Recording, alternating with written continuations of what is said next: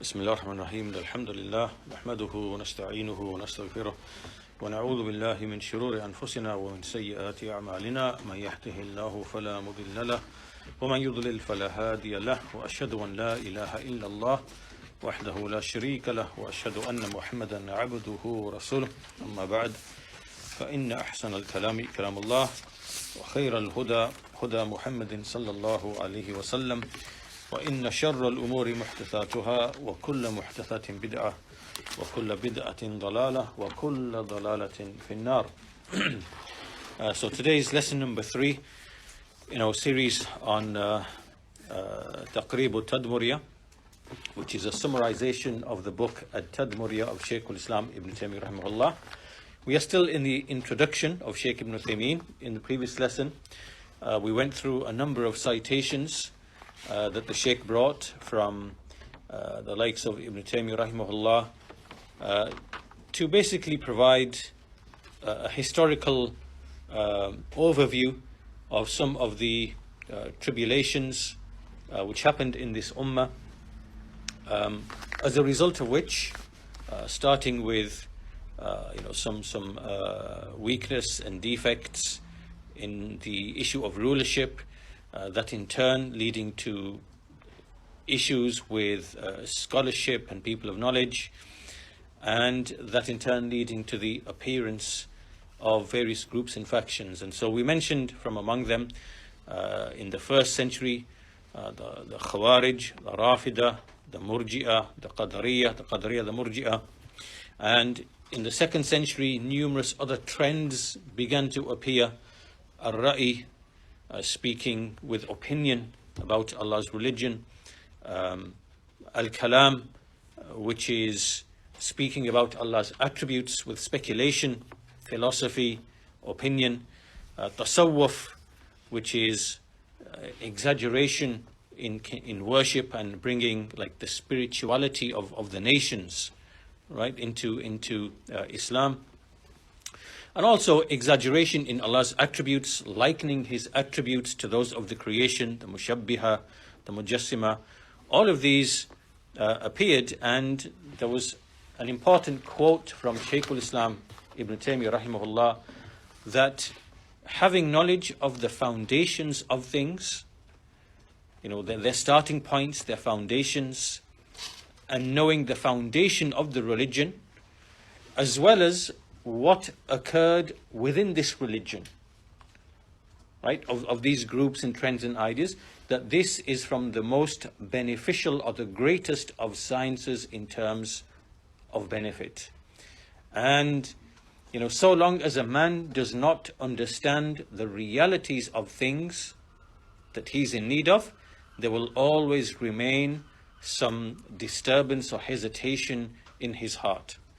Right, so this shows the importance of this knowledge, that we are kind of really trying to understand the reality of all of these statements on the issue of Allah's attributes. Who is saying what? Why are they saying this? Who are the falasifa? What is their view regarding Allah, His attributes, or the Creator and His attributes? Who are the Jahmiyyah? What are they saying? Who are the Mu'tazila? What are they saying? Who are the Ash'aris? What are they saying? Why are they saying what they are saying? And how it all opposes the truth along with its evidences. Right, so this type of knowledge is the most beneficial type of knowledge in each and every science. So we also mentioned the speech of Ibn al-Qayyim rahimahullah, and he said that the major companions who were alive, Abdullah bin Umar, Ibn Abbas and others, they were alive around this time when these innovations appeared, and they showed rejection against them. Likewise, the most senior of their students from the Tabi'een, they likewise showed rejection. And this continued in the time of Imām Ahmad, in the early 3rd century after Hijrah. He stood up to the Mu'tazila and the Jahmiyyah, who had even influenced many of the rulers. And this brought tremendous tribulation upon the people of Islam in that time. And then, Al-Hussein, Al-Hallaj, the extreme Sufis, they appeared. So what Ibn al-Qayyim said is that each and every time Shaitan inspired someone to bring about an innovation, then Allah Azza wa Jal, He established from His party and His soldiers among the people of knowledge one who would refute it and expose it and warn the Muslims against it. So this shows that there is always going to be from the people of knowledge those in every age, in every era, who are going to stand and refute and expose that which is inspired by Iblis, by Shaitan. And he finds people who will initiate statements and sayings. So there will always be this ongoing struggle between the people of the Sunnah and the people of Bid'ah. And so this was a statement of Ibn al-Qayyim where we finished in the previous lesson. So today's content starts from this point onwards, lesson number 3. And so Shaykh Ibn Uthaymeen, rahimahullah, he brings a statement from Ibn Hajar, rahimahullah ta'ala. And I'll just kind of summarize the statement of Ibn Hajar. He explains some of the affairs that happened in the early period.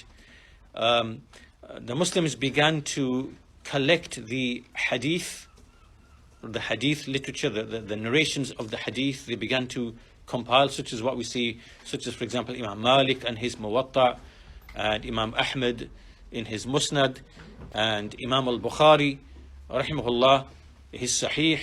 And the compiling of the Sunnah, of the hadith, began to take place. Likewise, the compilation of the tafsir of the Qur'an, meaning gathering and collecting the statements of the Sahaba, of the Tabi'een, and compiling works on these statements, on the explanation of the Qur'an. This also began to happen. Similarly, compiling the masail, the fiqhiyah, the issues of jurisprudence, meaning to do with the rulings, to do with the ahkam and the mu'amalat.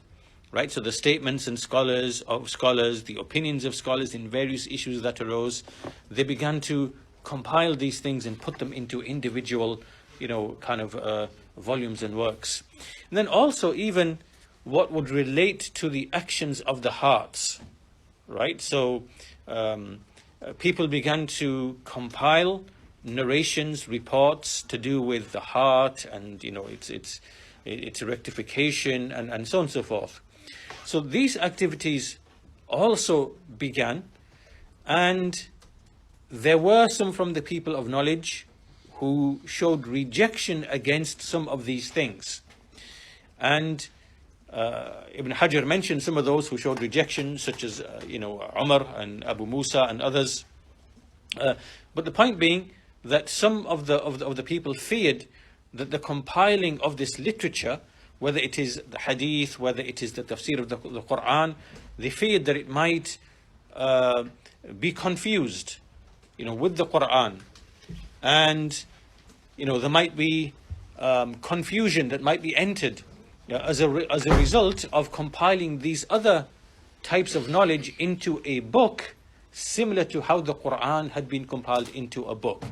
So from the angle of mere precautions, there were some from the people of knowledge who basically discouraged or disliked that. And so this is what Ibn Hajar basically says. And then he speaks about also how people began to compile the statements of the various groups and sects and their beliefs and statements. So for example, in the 3rd or 4th century, scholars began to compile, what are the Murji'ah saying, and who are the groups of the Murji'ah? What are the Khawarij saying, and who are the groups of the Khawarij? What are the Jahmiyyah saying, and what are the... They began to compile statements like this, and bringing all these, statements together into books. So the point being in this is that this was another thing which began to happen, which is authorship, compiling works, right? In hadith, in tafsir, in ra'i, in fiqh, right? In issues like this. And in this time period, then he goes on to basically say that in the time of Abu Bakr and Umar, there was nothing of these innovations or these trends or these movements of the Khawarij, of the Rafida, of the Qadariyyah. And then by the end of the third generation, towards the end of the first century, like the second century, this is when affairs basically began to, affairs came into the religion, and Greek philosophy was mixed with issues of the religion. Philosophy was entered, and some people began to make philosophy to be the foundation, and likewise logic, right? So they learned Greek logic, and some of them said that you cannot be a faqih, you cannot derive rulings from the texts unless you know and understand the principles of logic, right? And they basically claimed anyone who does not know logic, then he cannot be a faqih, he cannot be a scholar, because you don't have the tools by which to derive rulings from the hadith. And all of this is false. Logic is not needed to understand the Qur'an and the Sunnah and to derive rulings. But this was something that was entered into, that entered into Islam. And then they began to basically treat like logic and philosophy to be the foundation of all knowledge, right? Because they said, well, you can't do anything without logic and philosophy, right? So they entered this into the Islamic sciences. And so you can see, as you can see, there are tremendous things which came and entered into this ummah, as a result of which obviously it split, and there was a tremendous amount of confusion. So from all of these quotations, these are 3 or 4 quotations from Ibn al-Qayyim, Ibn Taymiyyah, Ibn Hajar, that Shaykh Ibn Uthaymeen has brought. And generally what we're doing here is just providing a general overview, a general picture, as we've already seen in previous lessons, that this is something that happened. Now, there is a wisdom of Allah Azza wa Jal in all of this. Why has Allah decreed all of this differing and splitting? And so the Shaykh Ibn Uthaymeen says, وَلَمَّا كَانَ مِنْ حِكْمَةِ اللَّهِ الْبَالِغَةِ أَنْ يَجْعَلْ لِلْحَقِّ مُعَارِضِينَ يَتَبَيَّنْ بِمُعَارَضَتِهِمْ صَوَابَ الْحَقِّ وَظُهُورِهِ عَلَى الْبَاطِلِ. He says, it is from the wisdom of Allah, the far-reaching wisdom of Allah, that He will always make for the truth, opponents. He always makes for truth opponents, mu'arideen. And by way of these opponents, then the correctness of the truth becomes clear, and it's being superior to falsehood, right? In other words, the purpose of people of falsehood, the purpose of opposers to the Sunnah, is specifically so that through their opposition we can see the clarity of the truth, right? So for example, through the Khawarij, we can see the clarity and the truth in what the people of the Sunnah are upon. We can see from their ghulu and their exaggeration. Conversely, we can see from the Murji'ah, who basically water down the religion and make things easy and so on and so forth. We can see that they, by way of their laxity and, softness, we can see what is the middle path. And the same with everything else, with the Mu'tazila, with everything. These people, Allah Azza wa Jal has made them specifically so the haqq, the truth, can be recognized and seen. And then he says, فَإِنَّ خَالِصَ الذَّهَبِ لَا يَظْهُرُ إِلَّا بِعَرْضِهِ عَلَى النَّارِ. Because gold, pure gold, does not emerge except after presenting it to the fire, right? So gold ore, if you dig out gold from the ground, you have to put it to heat, right? So the ore disappears and you are left with pure gold. It's exactly the same. The truth is exactly the same, right? The truth has to undergo this type of cleansing or purification so that which is other than it can be removed, and all that is left is pure truth. Right? And that is the purpose of all of these groups and parties to be present, that through it, its opposite, the truth, can be known. Then he says, قَيَّضَ اللَّهُ جَلَّ وَعَلَى بِقُدْرَتِهِ التَّامَةِ وَلُطْفِهِ الْوَاسِعِ وَقَهْرِهِ الْغَالِبِ مَنْ يَضْحَدْ حُجَجْ هَؤُلَاءِ الْمُعَارِضِينَ وَيُبَيِّنْ زَيْفَ شُبَهِهِمْ. And then he says, so from the wisdom of Allah is that Allah specifies through His power, through His gentleness and His mercy and His power, a person who is going to refute the doubts of those opponents and explain their futility, of their doubts. Then he mentions a line of poetry. The essence of the line of poetry is that all false arguments eventually they perish. حجج تحافت كالزجاج تخالها حقا وكل كاسر مكسور. The general meaning of it is that all false arguments, they eventually they perish and are broken, and the only thing that remains is the truth. So after this, he now brings a nice quotation from Imam Ahmad, rahimahullah ta'ala, and Imam Ahmad describes these types of people, right? The types of people that Ibn al-Qayyim mentioned. Ibn al-Qayyim mentioned them, that Allah will erect people from His ummah who will stand against these people of falsehood. And likewise what Shaykh Uthaymeen mentioned. So Imam Ahmad says, rahimahullah, at the beginning of his book, Ar-Raddu ala al-Jahmiyyah, he said, Alhamdulillahi alladhi ja'ala fi kulli zamani fataratin min ar-rusul baqaya min ahli al-ilmi yad'una man dalla ila al-huda وَيَصْبِرُونَ مِنْهُمْ عَلَى الْأَذَى.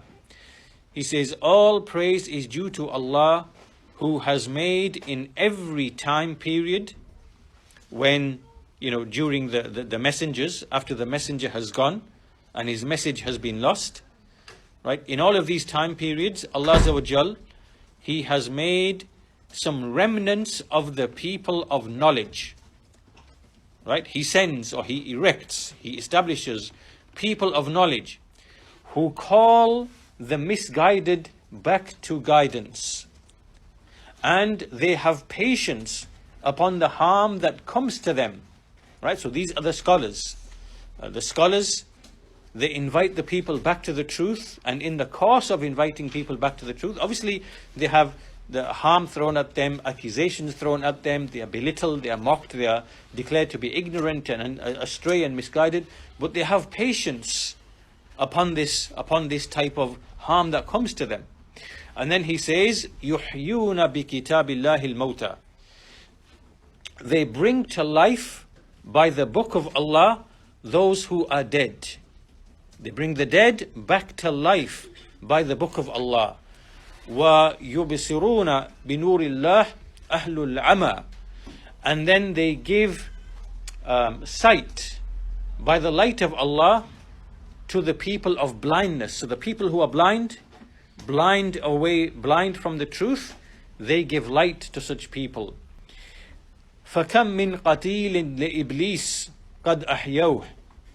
How many an individual who has been killed by Iblis, meaning his heart has been killed, his iman has been undermined. How many of those such people have these scholars brought back to life? Right? So they brought them back to guidance and brought them back to the right way. وَكَمْ مِنْ ضَالٍ تَائِهٍ هَدَوْهُ. And how many a lowly, misguided person have they guided again? Have they brought back to guidance? ينفون فما أحسن أثرهم على الناس وما أقبح أثر الناس عليهم. How excellent and beautiful is their effect upon the people, the effect of these scholars upon the people, and how evil and repugnant is the effect of the people upon them. Meaning, so they act very benevolently and kindly, guiding the people, reviving their hearts, right? And in turn, they are treated with in the most repugnant and evil of ways. Right? This is just how it is. And then he says, ينفون عن كتاب الله تحريف الغالين وانتحال المبطلين وتأويل الجاهلين. They remove from the book of Allah the distortion of those who make exaggeration. So these scholars, they remove from the book of Allah those who make the distortion and the false claims of the liars and the false interpretations of the ignorant people, right? So these are three types of things that affect the religion. First of all, it is those who distort the book. So they exaggerate and they distort the book. So there's distortion, this is tahrif. Then there is intihal, which is fabrications. You bring something new. You fabricate something, you bring something new. That's the second type of thing. And the third thing is the ta'wil of the jahilin, which is false interpretation, which is the false interpretation. So this is what these scholars do. They remove all of these types of things from the religion, from the book of Allah, and they do it in opposition to these people. الذين عقدوا ألوية البدعة وأطلقوا عنان الفتنة فهم مختلفون في الكتاب مخالفون للكتاب مجمعون على مخالفة الكتاب مجمعون على مخالفة الكتاب. Right, so these types of people, they oppose the book and they differ amongst themselves about the book. They oppose the book and they are united in opposing the book. يقولون على الله وفي الله وفي كتاب الله بغير علم. So they speak about Allah and they speak about His book and without knowledge. And يتكلمون بالمتشابه من الكلام.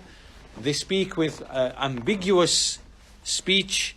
ويخدعون الجحال بما يشبهون عليهم فنعوذ بالله من فتن المضلين. And then they also deceive the ignorant people by the doubts that they present to them. So we seek refuge in Allah from the tribulations of those who lead people astray.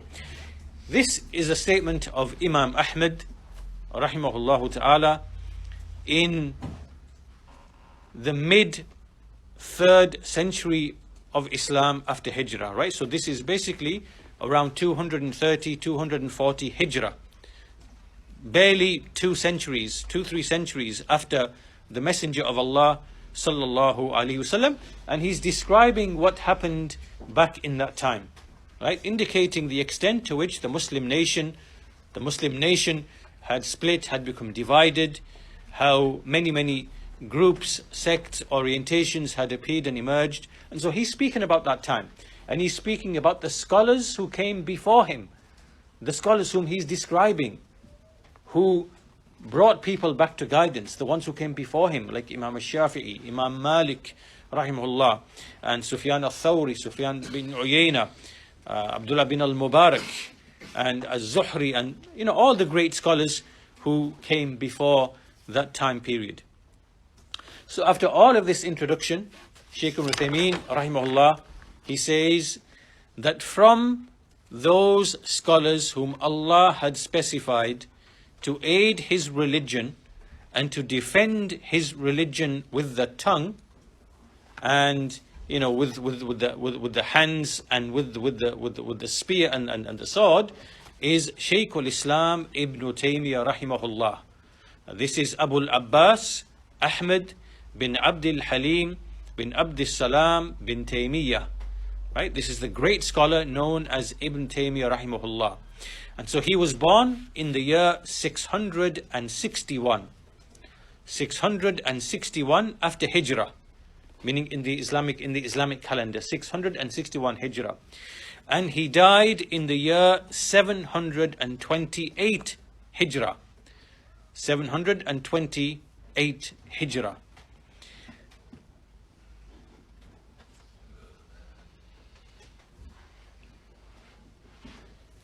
And he died in the prison. He was put in the prison. Obviously, it was injustice and oppression that was done to him.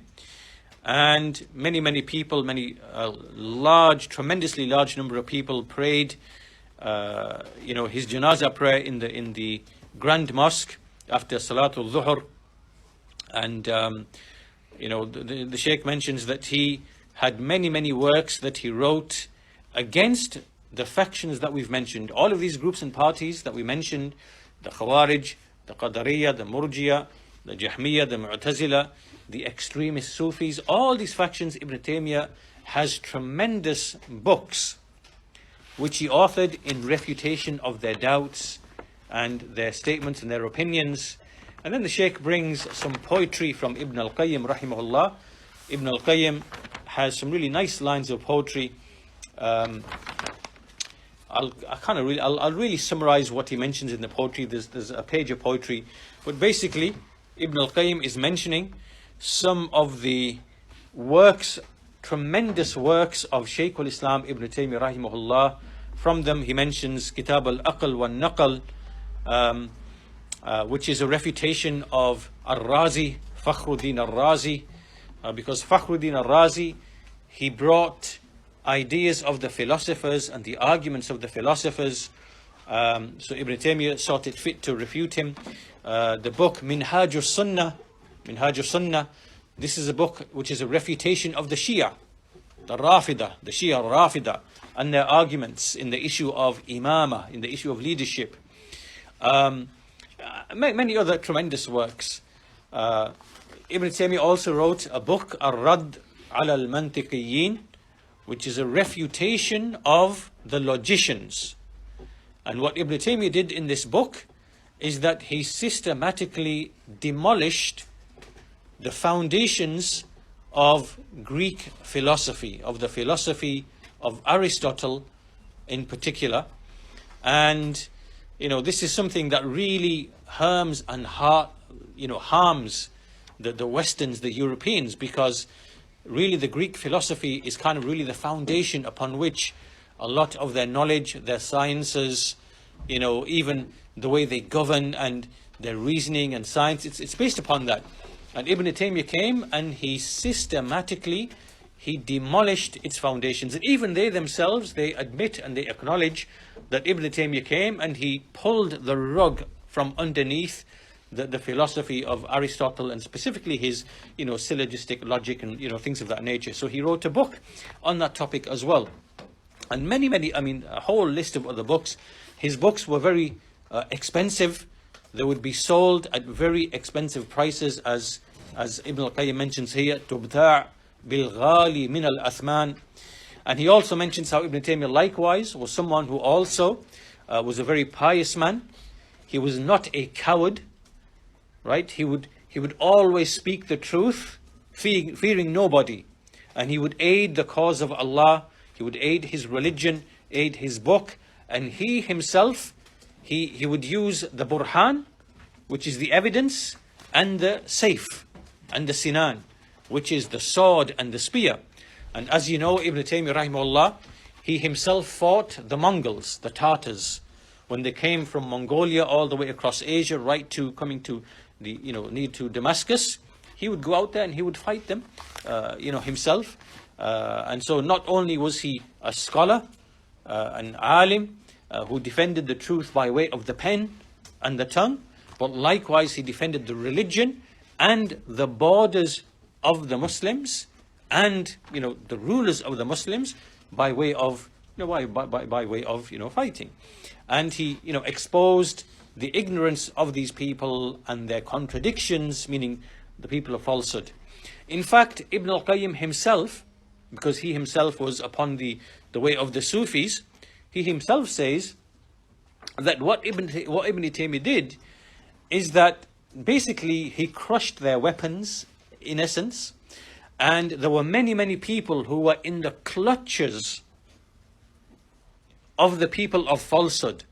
So Ibn Taymiyyah came and he saved those people from their clutches, and instead of them being on top, right? So them being the masters, he reversed it by making them to be the slaves, right? Meaning in terms of evidence and arguments and knowledge, right? He intellectually destroyed those people such that whereas before they were dominant, they had the dominant, and he reversed it when basically they became captives in essence, right? This was the power of his knowledge and refutation and authorship, and he subdued the people of innovation and he revived the way of the Sunnah. And like Ibn al-Qayyim says, that he saved us from their hands, and then we became the ones on top, and then they're the ones who became essentially like captives. So all of this has been an introduction of Shaykh Ibn Uthaymeen rahimahullah. We can summarize it in a few points, which is that the Messenger of Allah sallallahu alaihi wasallam, the first point would be that he brought complete guidance, perfect guidance, and he came to correct what the people of previous books had corrupted and had distorted of knowledge about Allah, of the law, of the law, such as the Jews and the Torah and so on and so forth. And he brought complete guidance in all fields, in all spheres, in worship, in dealings, in transactions, in everything, in knowledge about Allah, about the unseen. He brought perfect and complete guidance. Alongside that, point number 2, the Messenger himself informed his ummah that there are going to appear differences, controversies. There are going to be people who are heads of misguidance. They are going to call Muslims to misguidance, and that this is going to happen. This is going to happen. And if you see this time, then you should stick to the Prophet's Sunnah. You hold fast to the Sunnah. You hold fast to the way of the companions, of the Prophet's companions, and of those who are their students and those who are their students. And that is the way of safety. And then, shortly after the passing away of the Messenger of Allah sallallahu alaihi wasallam, after only maybe 30 years, what the Messenger prophesied began to happen. The Khawarij appeared, an extremist sect. The Rafida appeared. The Shia, they appeared. The Qadariyah, the Murji'ah, then the Jahmiyyah, right? So all the things that we basically covered and that we discussed. However, in all of this, there is a wisdom. This is point number 3. That this is a wisdom because, without opposites, as the saying goes, وَبِضُدِّهَا تَتَبَيِّنُ الْأَشْيَاءِ. By the opposites are things made clear, right? So if you didn't have cold, you wouldn't know heat. And if you didn't have something which is sweet, you wouldn't know what is bitter. Right? So by the opposites, things are made clear. If there wasn't falsehood, you wouldn't know truth. If there wasn't misguidance, you wouldn't know guidance. If there wasn't, mercy and compassion, you wouldn't know its opposite, which is harshness. And so this is the reality of things in this creation. By their opposites are the realities of things made known. So in the same way, the truth has its opposite. The truth has its opposite. Opposing Tawheed, there is shirk. Opposing Iman, there is kufr. Opposing obedience and piety to Allah, there is disobedience and sinfulness, right? And likewise, in the fields of knowledge, in the issue of Allah's names and attributes, there is the truth, right? How are we supposed to believe in Allah's names and Allah's attributes? And opposing that is falsehood. And through that falsehood, we know what is true, right? So there's the wisdom of Allah in allowing these people to appear who speak falsehood, because through that falsehood, the truth can be distinguished, just like gold is distinguished from its ore. When it's heated and the ore disappears and there is left pure gold, right? So this is how it is. This is from the wisdom of Allah, that this is how He allows misguidance and things which oppose His religion, because through them the truth is made distinct and clear. That's point number 3. And point number 4 is that Allah Azza wa Jal, He erects scholars and people who will fulfill and perform this task of clarifying the falsehood, clarifying the misguidance, illuminating the people, and bringing them back to the guidance which the Prophet Muhammad ﷺ, which he brought. Right? They will return them back to that understanding. That's point number 4. And from those scholars is in the 7th and 8th century after Hijrah is Shaykh al-Islam Ibn Taymiyyah rahimahullah. He's one of the greatest scholars of the Muslims.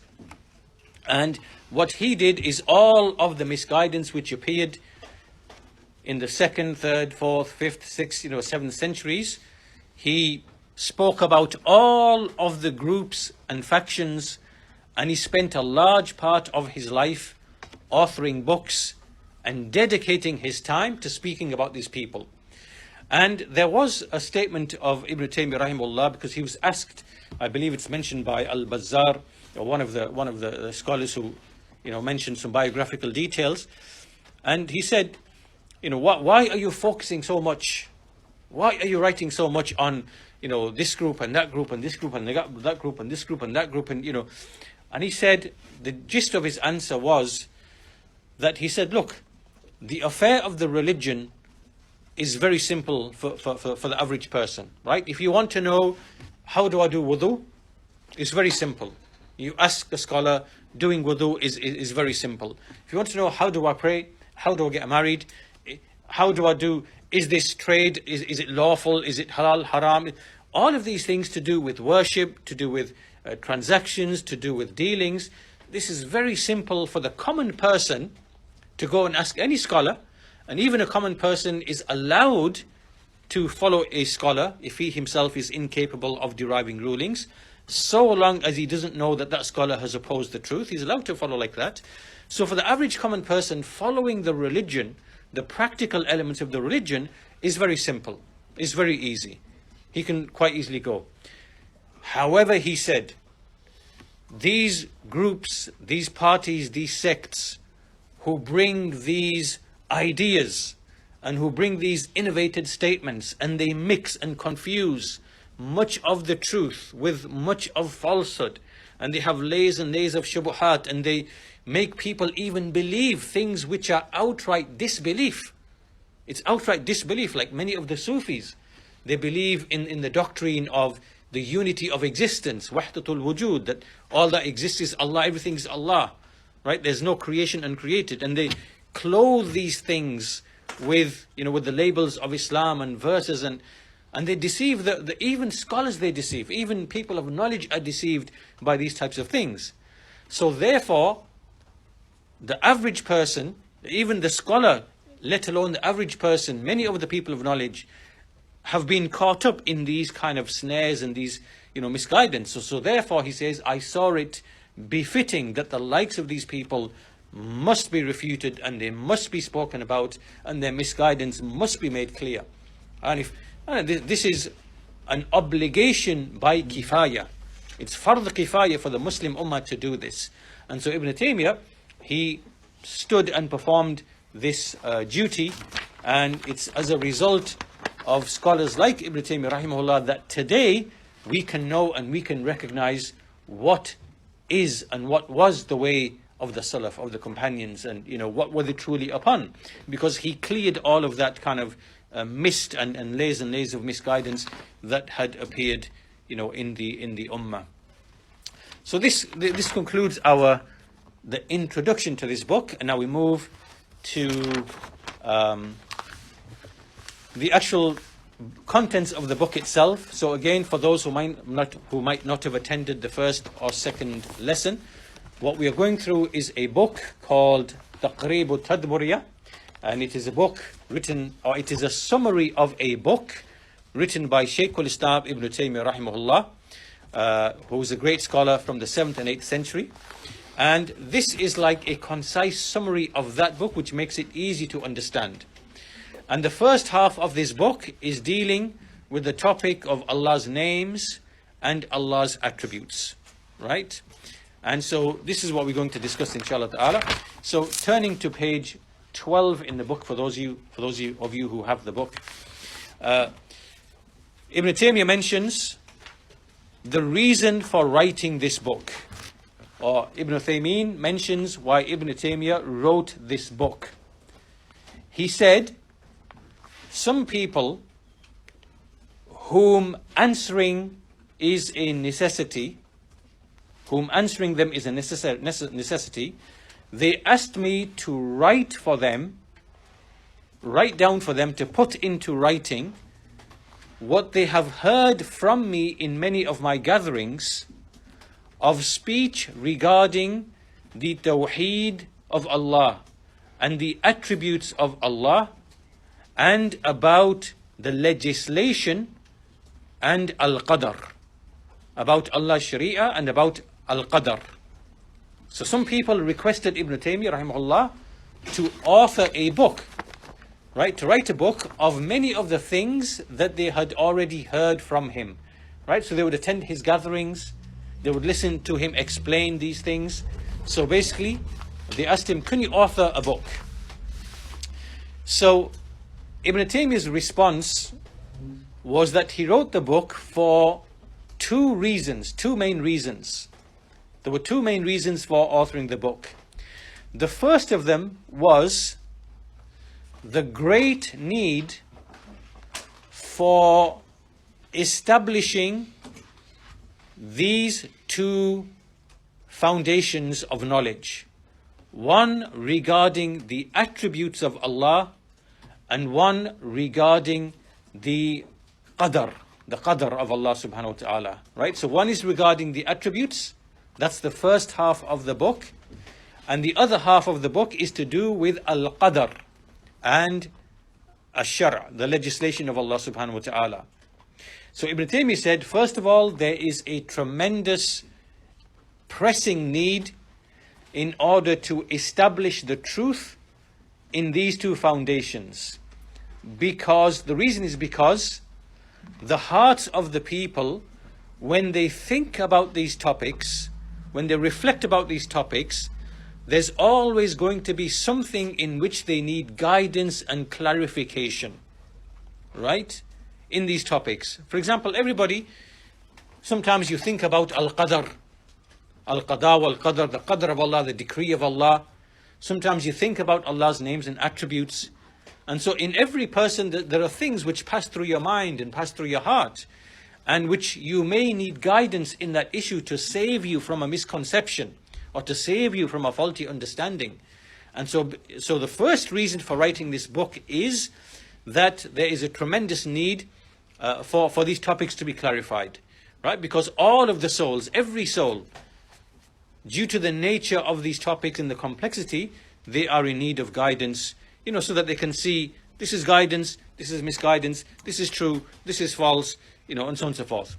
The second reason for authoring this book that Ibn Taymiyyah gave is because much confusion and much inconsistency in the statements of the people who speak about these two topics. And because people speak about these topics sometimes with truth and many times with falsehood, right? So people, like you have, people who are not qualified, who are not competent, they might have something of knowledge, right? They speak something of the truth, but it's, alongside much falsehood. And so because of this, what is truth and what is falsehood became confused to many people. And therefore, for that reason as well, to remove this confusion, this was another reason for the authoring of this book, right? So these are two reasons Ibn Taymiyyah gives for putting this material down into written form for these two reasons and for these two objectives. Moving now to page 13. So now we are going to actually start into the topics of the book, right? Now before we start this first paragraph on page 13, I want to just give some background or lay some foundations, which is to say that when we reflect upon language, there are really only two things in language, right? All of our speech falls into two categories. Does anybody know what they are? Okay, the first is khabar. The first is khabar, which is information, conveying information, khabar. And the second is talab, which is to make a request, right? Which is either to say someone, do this, or to say to someone, don't do this, right? So all of language in our speech, it is either khabar, you are either imparting information, and that information could be anything. You're just telling information about yourself, about the world, about anything. You know, it rained today, and I ate such and such today, and so-and-so person died, the king of so-and-so died, and such thing happened, and such a calamity happened. This is all khabar, right? This is information. This is khabar, right? That's one category of speech. But also in our speech, we also make requests. We give orders. We prohibit, right? So this is called a request, talab. So there is either khabar or there is talab. There's either imparting information or there is requesting.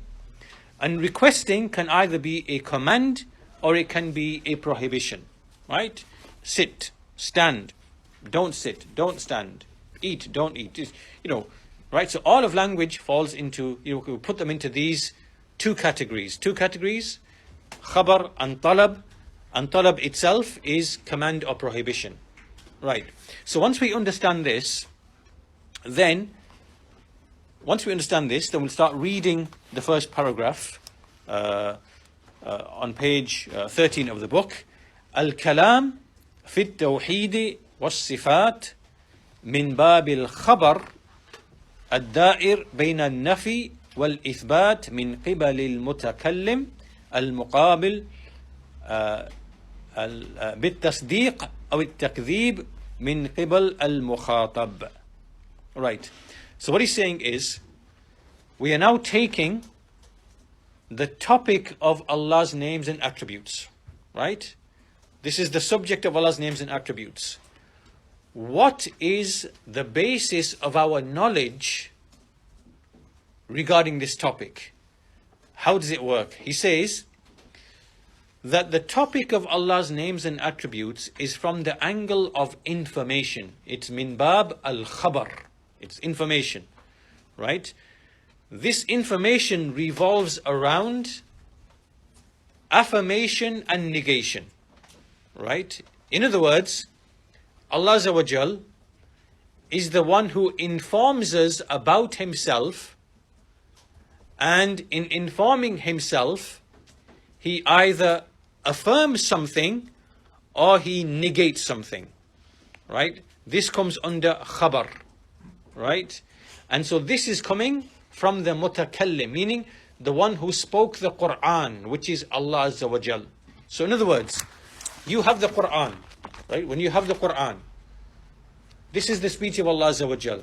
Allah is the mutakallim. Allah is the one speaking. You are the mukhatab. You are the one being spoken to. You're the one spoken to, right? So you are being addressed by the book. In this book, in the issue of Allah's names and attributes, Allah is conveying information. And that information is being conveyed either by affirmation, affirming something, or negating something. Right? So this is from the point of view of the speaker, which is Allah Azza wa Jal. Right.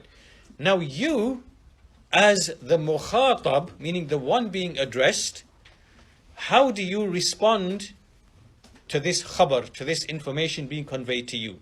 Ibn Taymiyyah says, al-muqabil bit-tasdiq aw at-takdhib min qibal al-mukhatab. So he says that khabar is received either by belief in it, so you believe it and accept it, or you reject it, right? So So the way that someone can respond is either to, okay, yes, I believe what I'm being told, or you can reject what you are being told, right? So there's two ways to respond from the point of view of the one who is being addressed, which is the mukhatab, which is, we who are reading and listening to the speech of Allah Azza wa Jal. And then he says, because this khabar, this information that is being conveyed to us in the Qur'an, it is information about what Allah loves. What Allah loves of Tawheed and the perfection of attributes, and what is impossible for him of shirk and deficiency and resembling his creatures, right?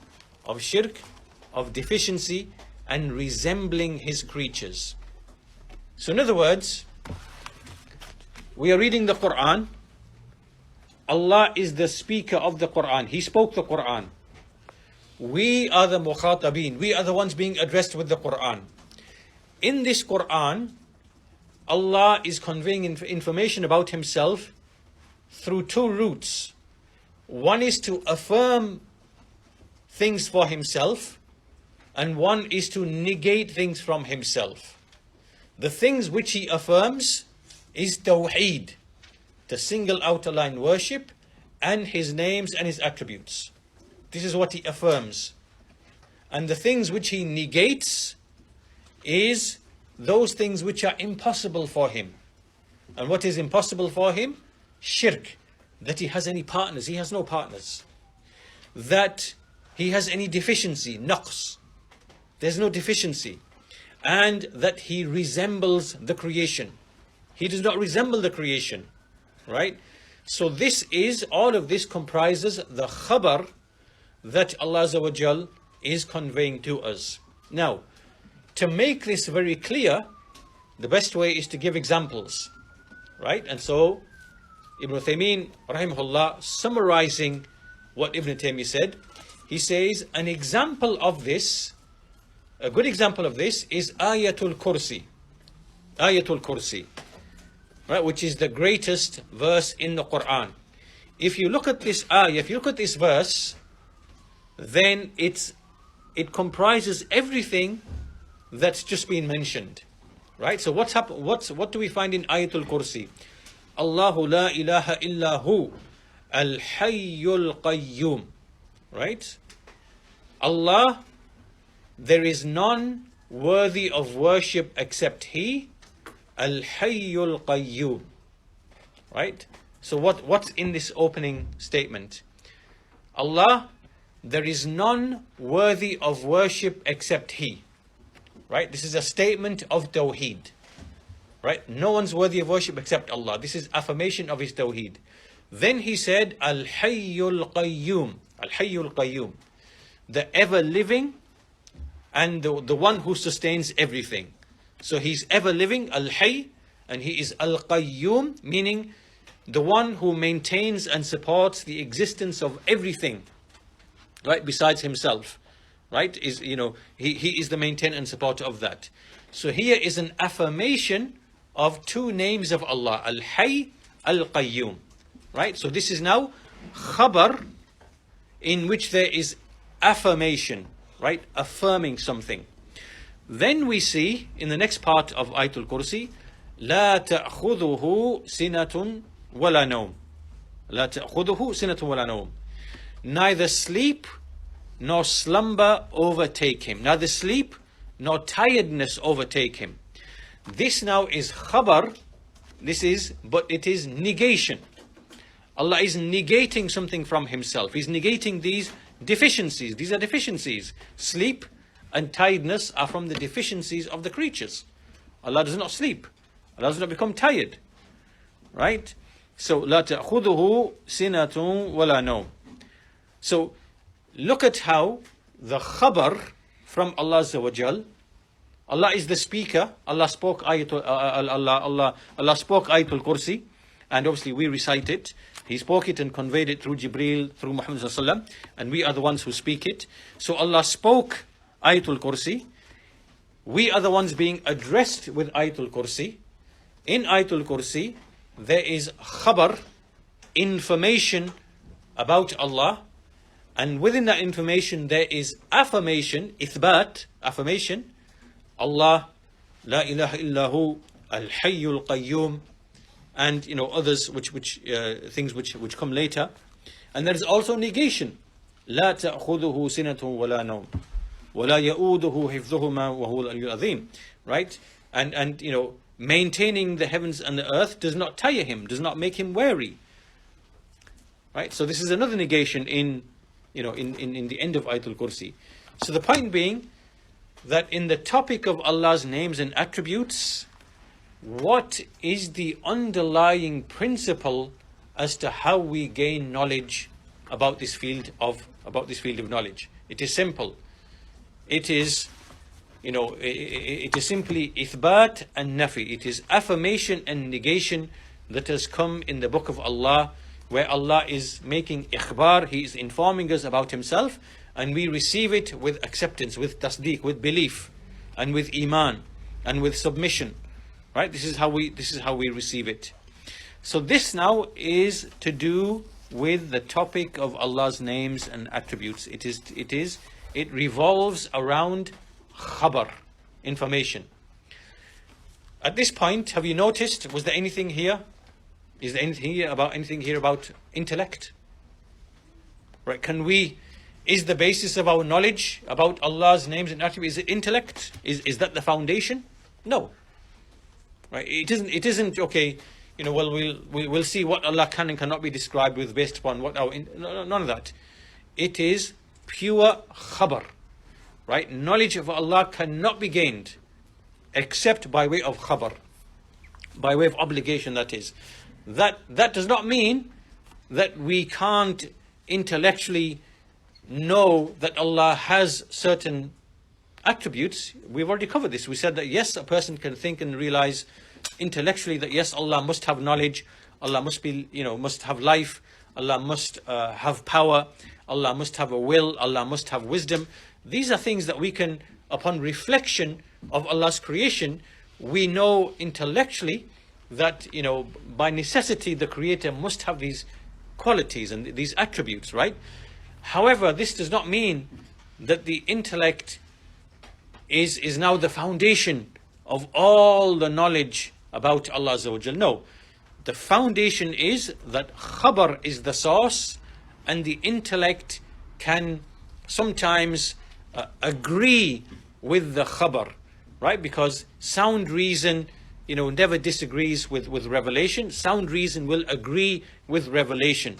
So yes, in the Quran we are told Allah has ilm, Allah has knowledge, Allah has power, Allah is one who wills, Allah is the one who has mercy, and so on and so forth. And then our intellect, when it reflects upon the creation and events in the creation and things that we see, we can see, yes, Allah has knowledge, Allah is wise, Allah is merciful, and the intellect can confirm and what has come in the khabar. So this is the principle through which we base all of our speech about Allah, His names and attributes. The problems start when you follow the way of the Greek philosophers, Aristotle, Plato, misguided people who are not recipients of revelation. They are misguided. They used to be worshippers of the stars, right? They were misguided. They began to lay down philosophy, logic, opinion. They used to, and then they began to speak about what they thought was the prime mover or the first cause, or with all of this philosophical language. And this unfortunately entered the Muslims in the early 2nd century, and this is why we have all of these issues today with the Jahmiyyah, the Mu'tazila, the Ash'aris, Maturidis, and this is why books like this were written, to clarify that misguidance. So anyhow, we're going to stop on this point because we've come to the end of our time period today. So really, the first sentence here establishes a very important principle and foundation, which is that the basis in acquiring knowledge of Allah is khabar. It is information and being informed by Allah Himself. And that khabar revolves around two things. It is either affirmation or it is negation. Right? Allah affirming something for Himself or negating something from Himself. And an example of that is given by Ayatul Kursi.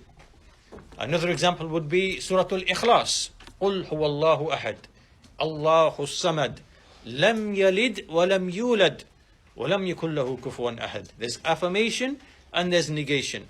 Say He is Allah, the one. He is Allah, the one who is a Samad. He is neither begotten nor does He beget. Right? He neither gives birth nor was He given birth to, which is a negation. And there is none which is unequal to Him. So you have affirmation, Allah, He's Ahad, He's Samad, and there's neither begotten nor does He beget, and nor does He have any equal. Right? So first half is affirmation, second half is negation.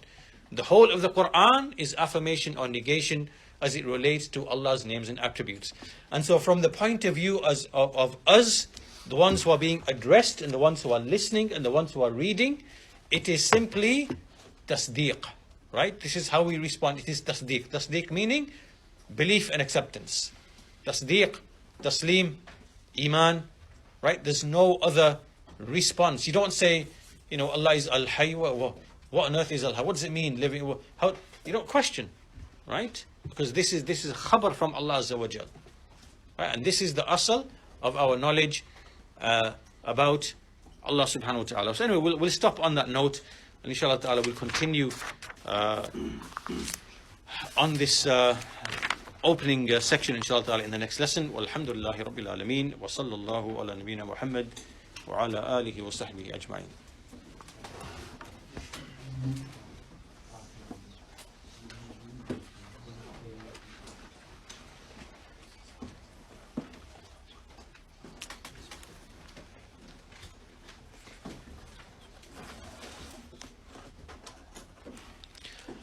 So really this answer also, just to add one more thing, which is, this is our answer to every party and every faction.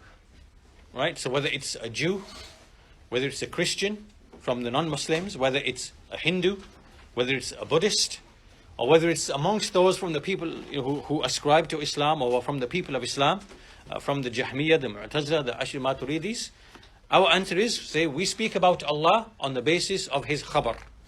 We affirm what He affirmed, and we negate what He negates.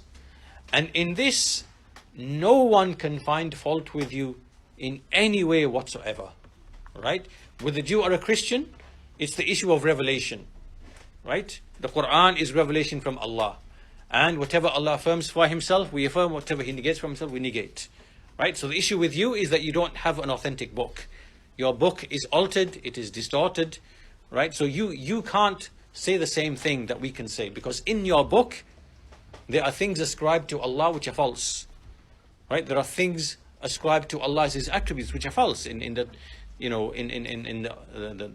Old Testament, and what they call the Old Testament, New Testament, because it is muharraf, mubaddal. Right? It is altered, it is changed. So you can't, first of all, you can't find fault with this principle, and secondly, you can't apply this principle to your book, because your book is muharraf and mubaddal. It's altered, it's distorted. So even though you might be forced to agree with us, yes, we agree. We affirm for Allah what He affirmed for Himself and negate what He, but you can't apply it to your book. Right? So that's out. And as for those who ascribe to Islam, or from the people of Islam, from the Jahmiyyah, Mu'tazila, Ashri Maturidis, no one can come and criticize you for saying what you said. Right?